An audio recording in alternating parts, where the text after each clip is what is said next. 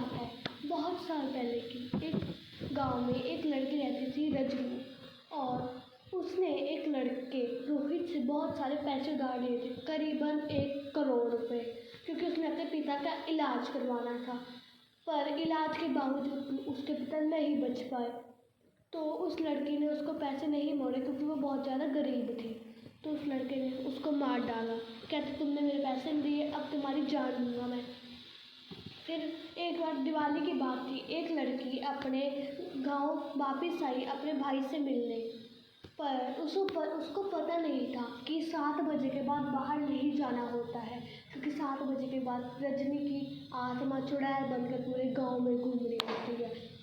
तो वो लड़की घूम रही थी, पूरा सुनसान था। उसने अपने भाई को फ़ोन किया, भाई यहाँ पे सब कुछ शांत क्यों है? तो उसके भाई ने कहा, अरे तुम अभी क्यों आ गई, तुम्हें पता नहीं यहाँ पे चुड़ैल होते हैं? वो कहते भैया आप वैसे बोल रहे हो, ऐसे चुड़ैल उड़ैल तो होता ही नहीं। वो कहता नहीं। तभी उसके पीछे से किसी ने उसके कंधे पर हाथ रखा, वो डर गई। वो कहती भैया कॉल पे थी वो। तो उसका फ़ोन कट गया। उसके भैया घबरा गए, अरे मेरी बहन को क्या हो गया। पर उनकी बहन अब नहीं रही थी इस दुनिया में। वो दिवाली की रात थी।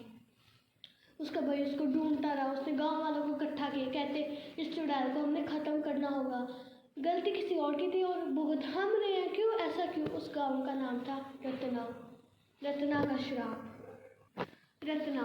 रत्ना में वो चुड़ैल घूमती थी।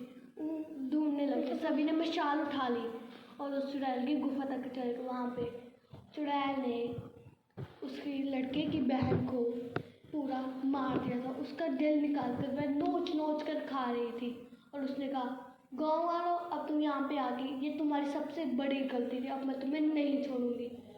पर गांव वालों एक तांत्रिक के साथ आए थे। तांत्रिक ने वहीं पे पूजा शुरू कर दी। वो चुड़ैल चिल्लाने लगी, रुक जाओ।